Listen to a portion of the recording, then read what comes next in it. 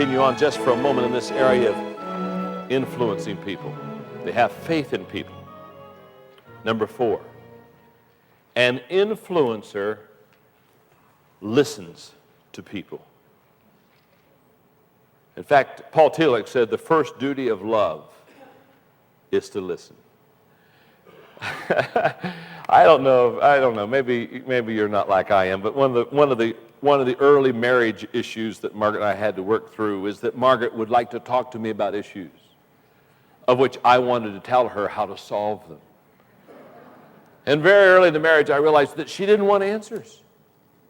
She didn't want Mr. Answer Man for her husband.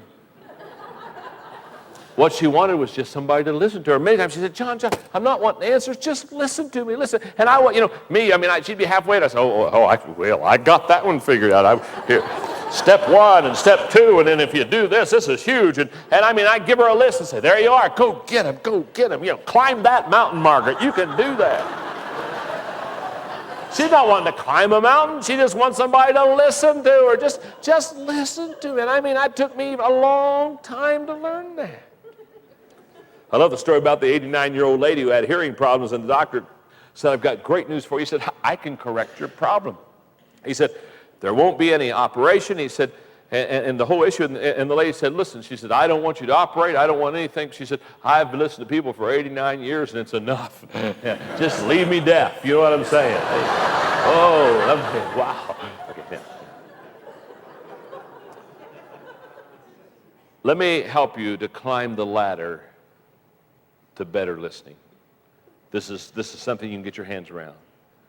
The first letter L, here we go, stands for look. Look at the person that's doing the speaking, because meanings are not in words, they're in people. So give them visual eye contact. The letter A stands for ask questions, because this is one of the quickest ways to become a good listener is by asking them questions. The first letter D, don't interrupt. Oh, that's so hard, isn't it? Huh? Isn't it just hard? You just want to jump in there. You just want to jump in, okay? The second letter D, don't change the subject. In fact, listening is wanting to hear. The letter E, check your emotions. And the letter R stands for responsive listening. In other words, nod with them. Let them know that you're listening. Let them know that you're hanging in there with them. Because this is a weakness in my life. Let me just do a little poll. It's a weakness in my life, so I'm already admitting. How many of you say, that I'm a little weak in the area of listening? Huh? Yeah. I think it's one of the major, and what is amazing is many people really look at leaders and they think leaders are, what they think leaders are always telling, not listening. But that's not true. Leaders are always listening to the heart of their people. Leaders are readers of people. They read and respond. They listen and then they lead. Number 5, an influencer understands people. In the book, Climbing the Executive Ladder, let me read a paragraph. Few things will pay you bigger dividends than the time and the trouble that you take to understand people. Almost nothing will add more to your stature as an executive and as a person. Nothing will give you greater satisfaction or bring you more happiness. Listening and understanding people is very difficult. As I shared with you, I just came back this week from Cancun, where I spent 2 days with these top Latino leaders. And because of the cultural barrier, because of the language barrier, I realized that my number one mission, before I ever could develop a strategy for them, which is what I knew they wanted to help them raise up leaders in Central and South America, before I could ever do that, I knew that my number one responsibility was to listen and understand. I literally, in 2 days, when I walked into that hotel, I never walked out of that hotel compound until I went back to the airport. I never got to see the beach or anything at Cancun. I literally stayed in that hotel. But here's what I want you to understand. I worked so hard at just trying to listen and understand. And I would come back at 11:30 at night to the room, and my wife Margaret would be there, and I would be mentally and physically exhausted. Because you know what it's like all day long just to try to understand and try to listen and try to sense where they are and feel what they feel and get inside their head and think like they think. In other words, this is not easy work at all. When I used to counsel 30 hours a week, I used to get worn out, just totally worn out counseling. And I'd ask myself why. I'd say, I've been sitting here all day listening to people with their issues. Why am I so tired? I haven't gone out and done anything physically exhausted, but the mental, emotional exhaustion of just trying to listen and understand people. In your notes. To understand the mind of a person, look at what he or she has already achieved. To understand the heart of a person, look at what he or she dreams of becoming. One will show you their heart and give you a whole different perspective of how they are and how they feel. And there are three questions when I want to connect with people. There are three questions I ask.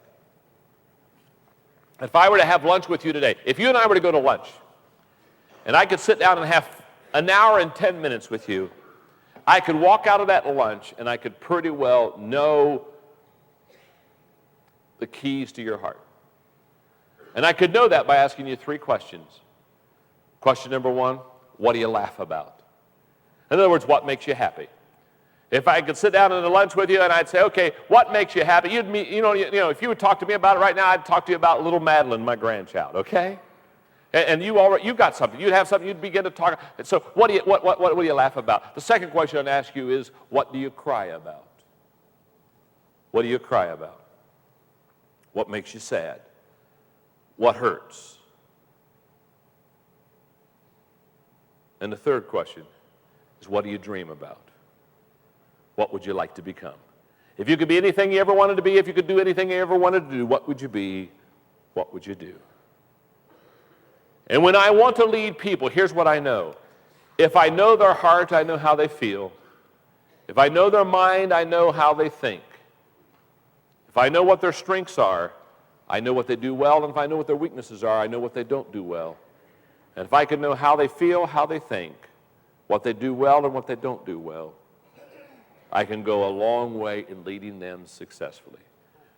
My friend Norman Wright says, there are two basic reasons why relationships fail. Number one is fear, which causes us to always erect barriers when there's fear. And number two is selfishness, which causes us to focus on ourselves instead of others.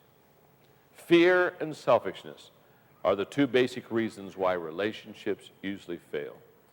I got this next thing from the Kansas Agricultural Advertising Agency's new business philosophy. It's called Wear Muddy Boots. At the beginning of the meeting, the head of the agency reaches under the table and brings out a pair of muddy boots and puts them in the center of the conference table and says, now, folks, this is our business philosophy at the agency. If you hire us, we will get our boots muddy. We will walk in the fields with you. We will get as deeply involved in your business as you are, and we will thoroughly understand your problems before we try to create advertising solutions for you. The old muddy boots, it just works. I was with our consultants at Enjoy Stewardship Services recently, and I was sharing with them that when they go out and help these pastors and they help these churches raise money for building programs and debt retirement, I said, first of all, here's what I want you to understand. The reason I formed this company, the reason I formed this organization is because as a pastor, I was always asking myself the question, who's going to help me raise money, reduce debt, and get the mortgage off my back? Because I wanted to put the money in staffing and in buildings. I didn't want to use it for paying off mortgages. And as a pastor, I kept thinking, who can help me? And so I told the consultants, I said, when you go, your first job is always to help that pastor. Put your mind where their mind is, put your heart where their heart is, and come right alongside them and join them because you want to add value. You want to lift them. Now, let's review. How do I gain influence? You have integrity with people, nurture people, have faith in people, listen to people, understand people. Notice the first 5 steps deals with our attitude.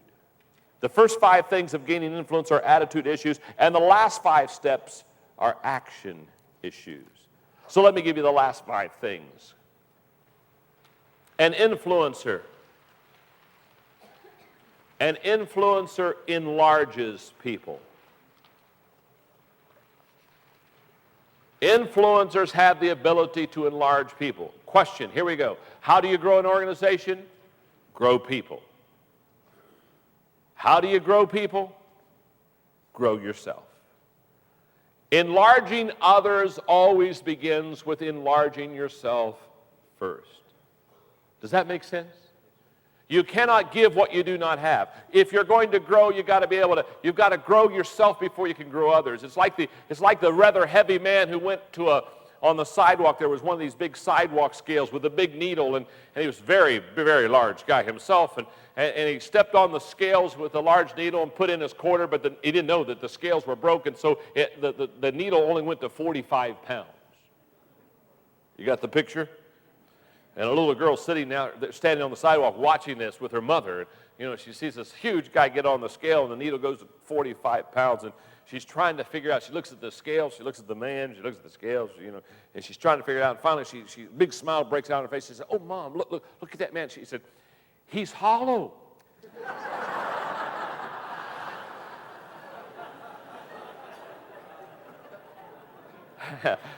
I know a lot of hollow people, don't you?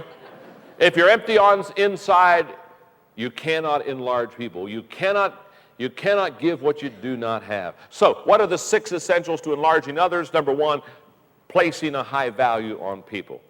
You will never try to grow other people if you don't believe in them. That's simple enough. Number 2, a personal commitment to growth. You have to have a personal commitment to growth. 3, a personal commitment to add value to others, where you say to yourself, what I want to do in my life is add value to them. Number 4, the ability to communicate your belief in others.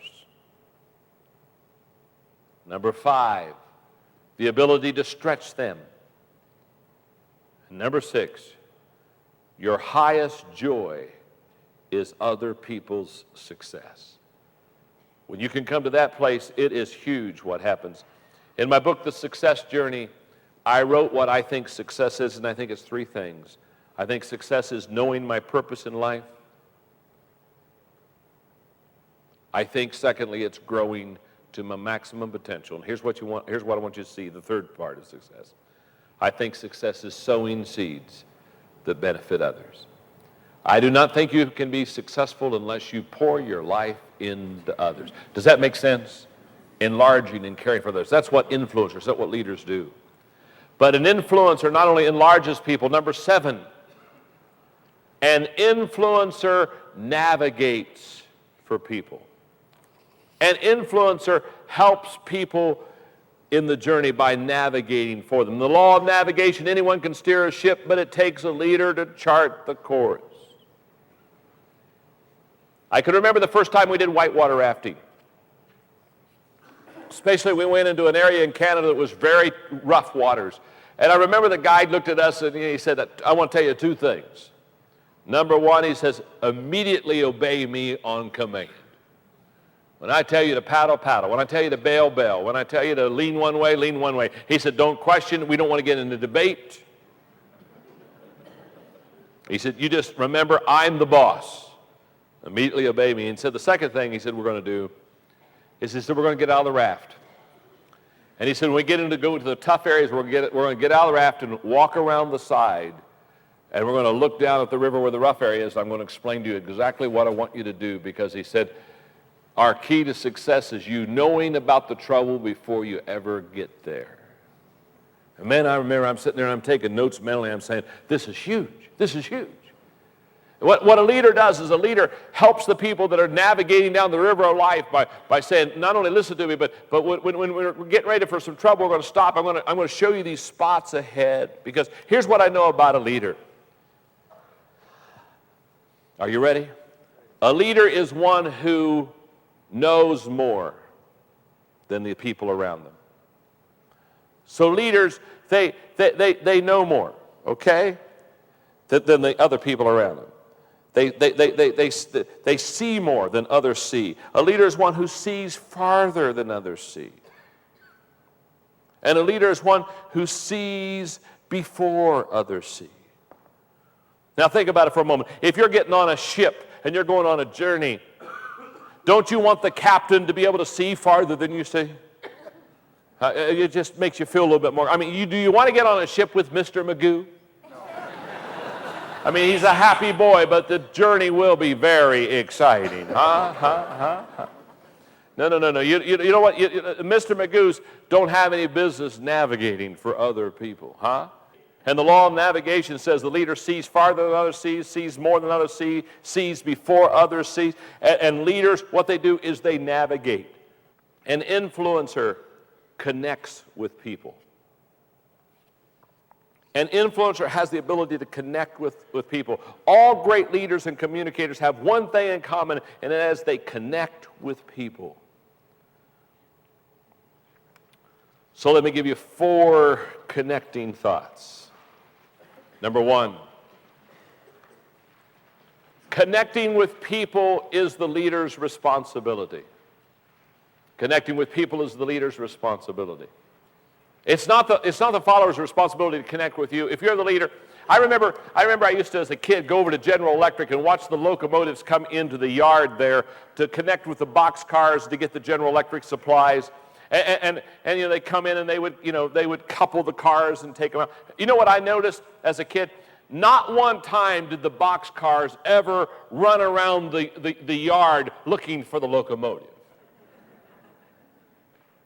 The locomotive always looked for the boxcar. The leader always looks for those that are to follow. The followers don't have to connect with the leader. The leader connects with the followers. Number 2, connecting with people means caring for people. We've already talked about the nurturing and the listening and the understanding. Number 3, connecting with people means reading people. Again, leaders are readers of people, knowing where they are. And fourthly, connecting with people means going to their agenda first. That's what connecting with people means. The ability to get into their life. The 9th thing that influencers do is they empower people.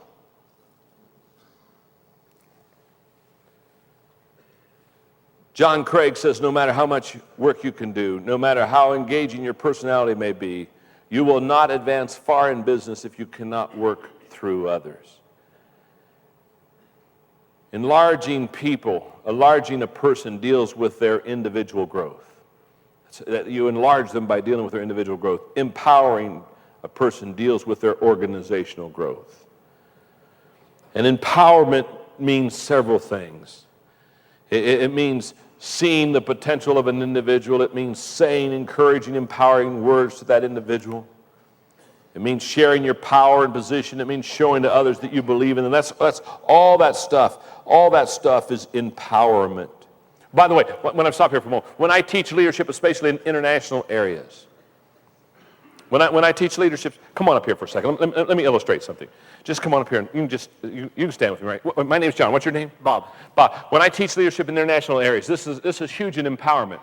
Because what happens many times in the international arena is leaders get a position and then they try to hold on to it and they try to push everybody else down. Are you with me? And it's kind of like playing King of the Mountain. You got it? And so, but here's what happens. Here's what I want you to see. You can either empower people and release them and let them go, or you can try to hold on to them and push them down. But let me just show you what happens. If I'm the leader here, and Bob happens to be in my organization, he's got great potential, but instead of enlarging him and building him up, I'm constantly pushing him down. Let me show you exactly when I start pushing Bob down. Now when I start pushing Bob down, not only am I pushing him down, but something happens to me. That's right. You see, when you start pushing your people down, you'll always go down with them. That's right. But empowering is an enlarging and releasing exercise of a leader. And here's what happens if I start helping Bob and lifting him and helping take him up to a new level. Every time I raise Bob up and bring him up to a new level, what's happening to me? I'm going up with him. Here's what I want you to understand with the leader. You'll always take the same journey as the people you lead. So if you push them down, you go down with them. If you lift them up, you go up with them. Does that make sense? Yeah, it does. Thanks, Bob. Good job. Give him a hand, would you? Good job. Okay. Good job. Okay. Now, there are 5 essentials. Look at your notes. There are 5 essentials to empowerment. Number 1, find a person worthy of empowerment. I'm not saying empower without discretion. Number 2, clearly lay out their mission and responsibilities. In other words, let them know what they're supposed to do. Thirdly, verbally and visually show your support. Fourthly, keep an open door relationship with them. And number 5, give them the public credit when successful. And the key is giving them the public credit when successful. One more thing, and I'll wrap up this lecture. Here we go. Number 10, one more thing that an influencer does. An influencer, number 10, reproduces other people. Influencers have the ability not only to draw people to themselves, but they have the ability to reproduce other people in their life. And here's the way it works. When you influence a child, you influence a life. That's a fact. When you influence a parent, you influence a family. But when you influence a worker, you influence an organization or a company.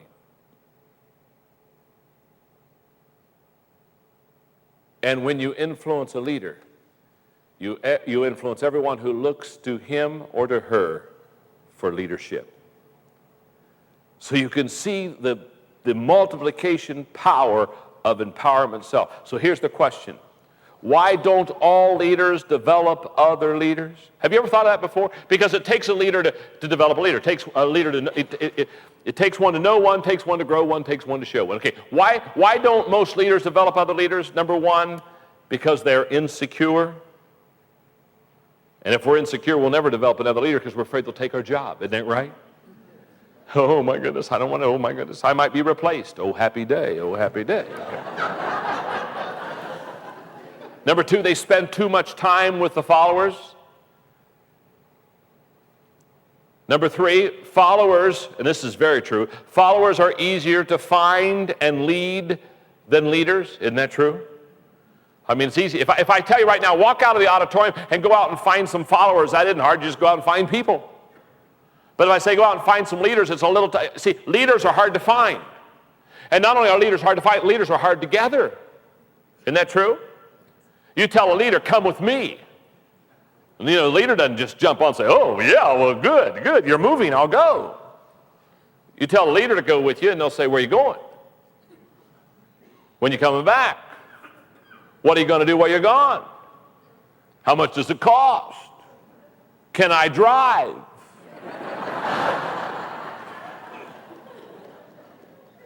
Huh? Isn't that true? Leading leaders, I've often said, is like herding cats.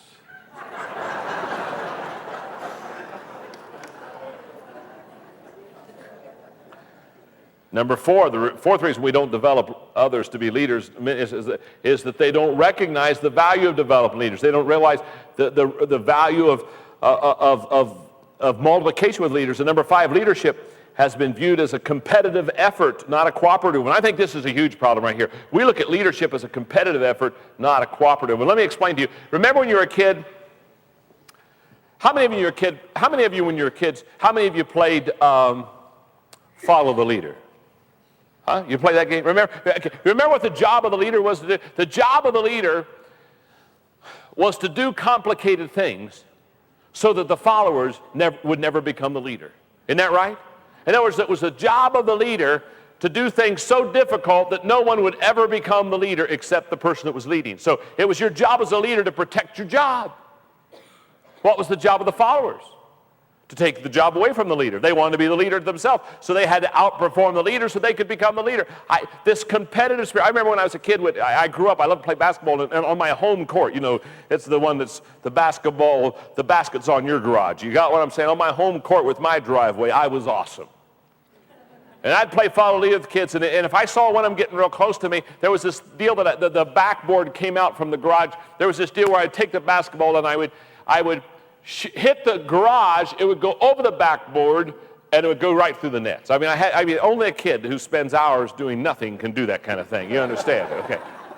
And so when I wanted to shake the followers, you know how I'd always go to the try and prove. I said, well, all right, they're making their foul shots, they're making their jump shots, they're making their layups, they're making their hooks. All right, I'm going to fix them. And I'd go over to the garage, and I'd do this shot, and every time I'd lose them all. Man, I got to keep the job. Now, many times, I think we carry that game over to life. And we somehow think that this is a competitive effort. See, we're not here to compete with one another. We're here really to complete one another. And leaders understand this process. And if you're going to reproduce others, you have to be willing to give your job away. You have to be willing to empower people. You have to want to have other people succeed. My niece Amanda, she was just down to visit me a couple of months ago, and she works in the emergency room of a hospital. So I was saying, Amanda, talk to me. How do they train you to do this emergency stuff? I mean, this is kind of a bloody kind of a deal. I mean, how do they train? And she said, it's very easy. She said, we have a 3-step process in the emergency room. And I said, oh, you mean you do 3 steps when you go in the emergency room? She said, all the training is in 3 ways. And I said, well, what is it? She said, well, you watch one. In other words, you watch somebody do it, and then you do one, and then you train one. Watch one, do one, train one. She says that's how we train in the emergency room. I watch them do it, I do it, I train somebody else to do it. And that day when she talked to me, I thought to myself, if every one of us would just do that 3-step formula in life, watch somebody do it ourselves, and then pass it on. Because our influence really never grows until we use it to help our fellow man. Does that make sense? Thank you very much.